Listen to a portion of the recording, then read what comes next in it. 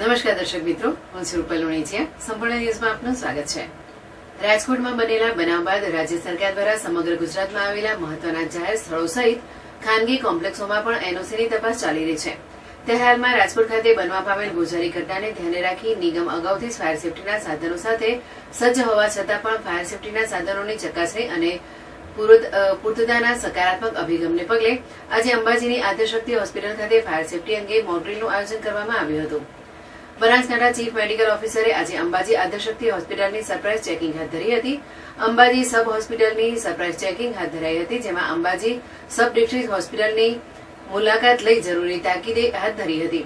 રાજકોટમાં બનેલી અગ્નિકાંડની ઘટનાના પગલે તપાસ હાથ ધરવામાં આવી હતી.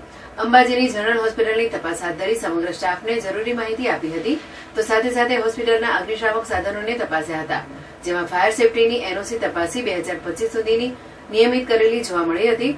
હોસ્પિટલોમાં આગ લાગે ત્યારે પાણીનો મારો કરવા પાઇપલાઇનો ચાલુ કરી તપાસ કરવામાં આવી હતી. પાણીની પાઇપલાઇનનો ફોર્સ 2 માળ સુધી જાય તેટલો પ્રેશર પણ હોસ્પિટલમાં જોવા મળ્યું હતું. આજે અંબાજી આદ્યશક્તિ હોસ્પિટલમાં આગ લગાડી મોક ડ્રીલનું રિહર્સલ પણ કરવામાં આવ્યું હતું. ત્યારે અંબાજી ફાયર સેફટીના કર્મચારી દ્વારા આગ બુઝાવાઈ હતી અને જરૂરી માર્ગદર્શન કરાયું હતું. ફાયર સેફટી સહિત હોસ્પિટલના કર્મચારીઓને પણ ટ્રેનિંગ અપાઈ હતી. સબ ડિસ્ટ્રિક્ટ હોસ્પિટલમાં 45 એક્ઝિક્યુટિવ સાથે એલાર્મ સિસ્ટમ પણ તપાસવામાં આવ્યા હતા.